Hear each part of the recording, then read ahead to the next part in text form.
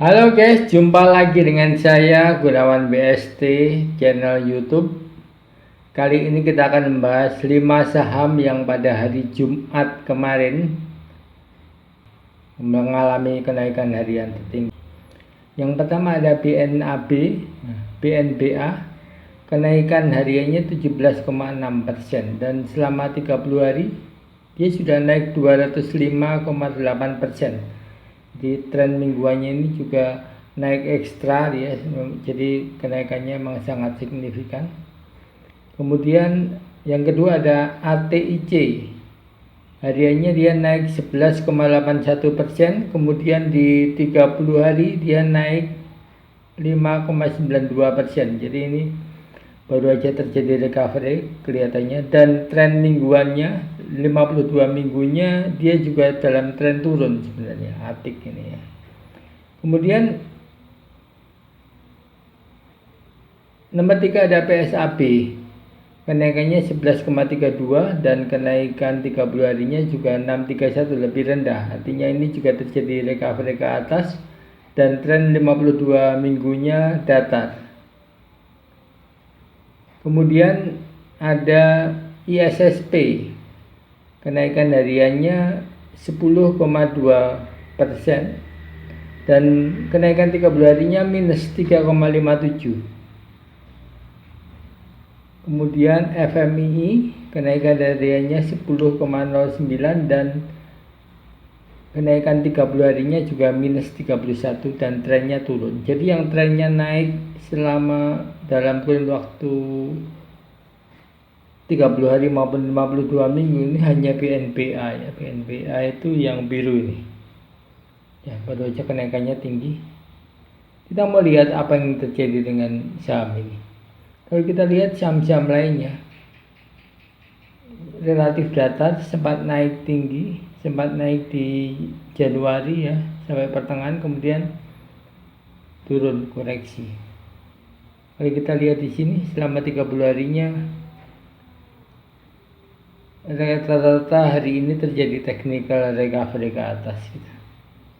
Kemudian kita mau lihat fundamentalnya. Ini Bank Bumi Arta yang pertama tadi, yang naiknya memang sangat signifikan. Apa yang terjadi? Kita lihat dulu turnover asetnya 0,0198. Nah, ini rata-rata bank memang sebegini, dan harga sahamnya ini sebetulnya masih rendah ya.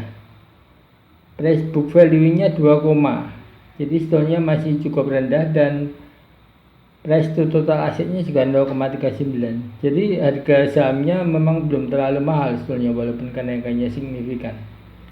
Kemudian kita lihat harga sahamnya 1.300, jadi nggak terlalu menguras kantong untuk membelinya.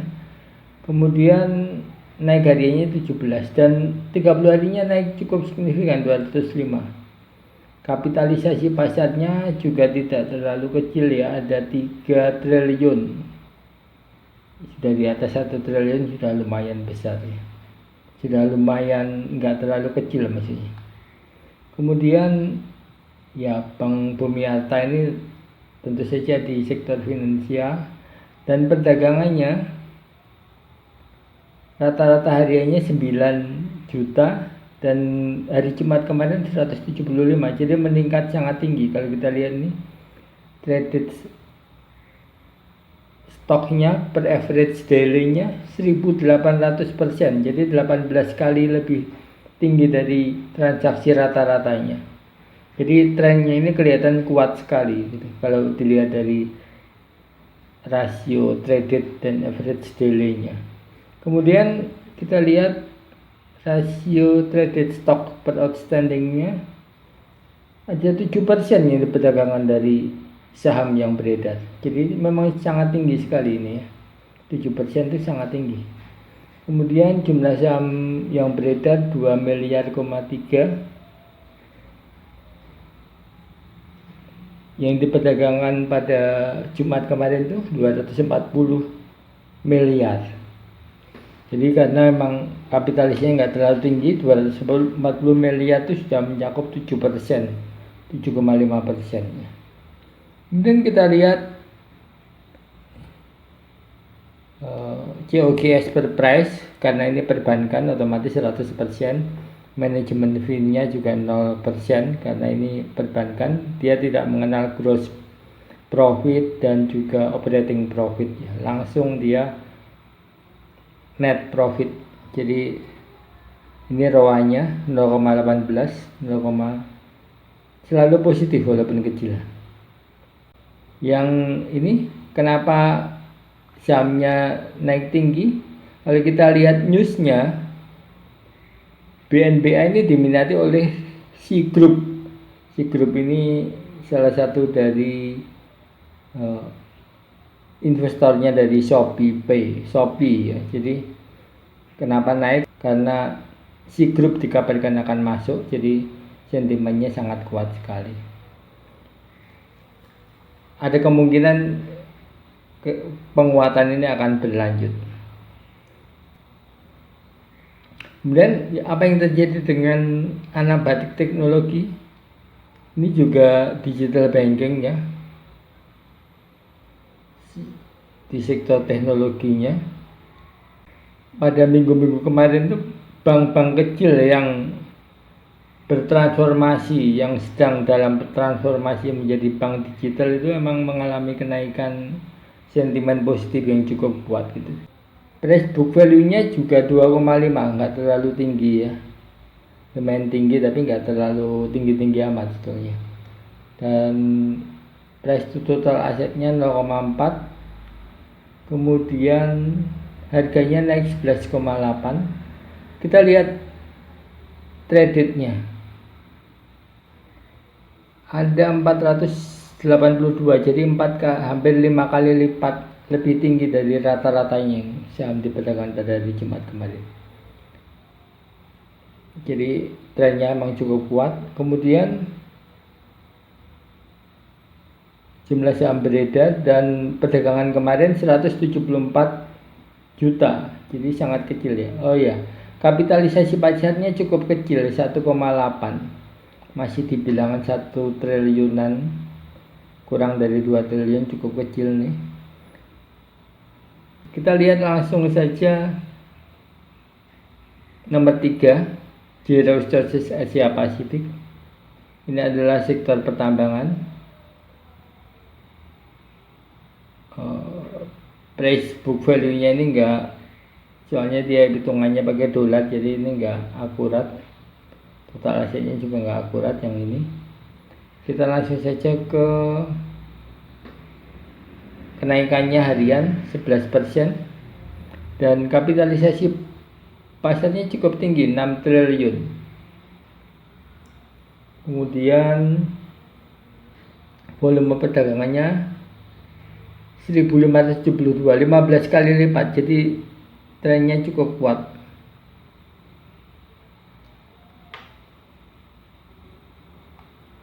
Jadi kalau dilihat dari rasio traded stock per average daily-nya 1572%, artinya sentimennya sangat kuat.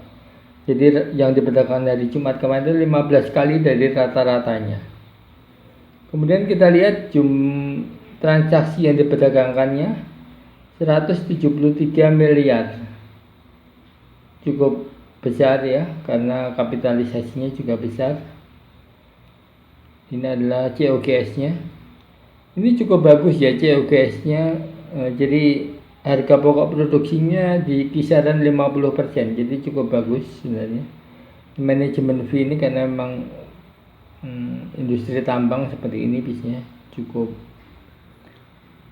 fluktuatif gitu ya, cukup tinggi manajemen fee-nya. Dan ini pajaknya, ROA-nya ya mepet-mepet tipis lah, positif negatif, karena ini memang masih dalam, dia lagi mengembangkan tambang. Kalau kita lihat di sini, tambang emas PSAB di Dop Sulawesi Utara kan beroperasi 2021. Memang ini kemungkinan kenaikannya akan berlanjut cukup lama. Kemudian kita lanjut ke Nomor 4. Nomor 4 ada pipe steel industry. Kita lihat PBV-nya sebenarnya cukup rendah. Karena terlalu rendah ini kita juga jadi wait and see dulu ya, jangan terlalu masuk karena ini dalam teritori negatif pasti. Soalnya harga sahamnya terlalu murah, jangan dibeli dulu kemungkinan ya. Jadi kapitalisasi pasarnya 1,5 juga kecil.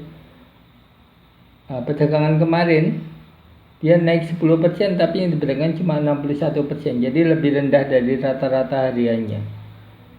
Kemudian hanya 7 miliar yang diperdagangkan kemarin. Ini biasa, jadi rencana perusahaan untuk mengerek utilisasi. Sekarang utilisasinya di bawah 65%, jadi emang cukup berat ya kinerjanya, karena kalau utilisasi rendah itu biaya overheadnya nanti juga tinggi akhirnya. Kalau kita lihat di sini COGS-nya, harga pokok produksinya 84, 80, hampir 90%, jadi sangat tipis sekali margin untungnya gitu. Jadi agak berat ini, perlu restrukturisasi, manajemen perlu banyak mengutak-ngatik lagi nih ya. Kemudian dan saya nggak rekomendasikan ini yang nomor 4 ini, walaupun Jumat kemarin naik tinggi. Kemudian ada Fortune Made Indonesia. Tidak banyak berita. Kemudian kita lihat PBC-nya 2,6 cukup tinggi. Ini di sektor perumahan karena kemarin naik 10%. Hariannya 30 harinya minus ya. Jadi ini selama sebulan ini dia cukup tertekan dan Jumat kemarin melakukan recovery gitu. Tapi belum mencapai, soalnya masih minus ya. Kemudian kita lihat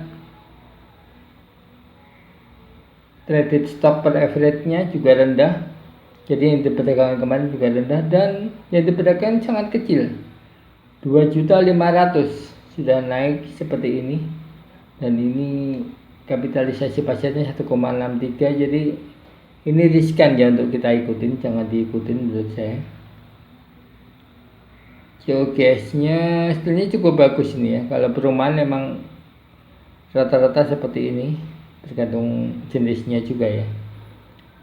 40%, 30-40% harga pokok produksinya. Dan manajemen fee ini naik turun tinggi ini karena konsolidasi cash flow aja ini. Jadi bukan berarti manajemen fee-nya 102%, enggak. Kan ini arus kasnya, dilihat dari arus kasnya jadi kelihatan nanti.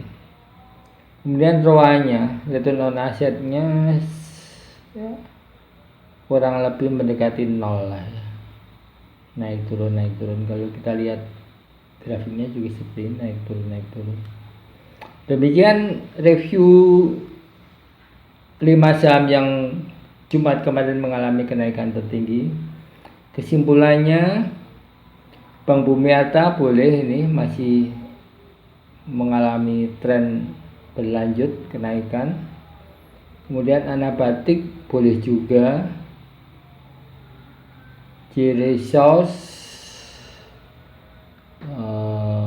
boleh juga ini karena prospek 2021. Steel Pipe Industry ini jangan ya sebaiknya.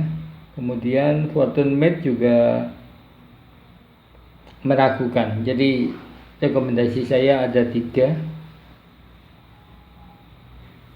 Bank Bumi Arta, Anabatik Teknologi, dan J-Resource Asia Pasifik. Demikian review saya, semoga berguna dan kita akan lanjut ke review berikutnya. Terima kasih sudah melihat dan review ini, jangan lupa like and subscribe untuk kelangsungan channel YouTube ini. Terima kasih.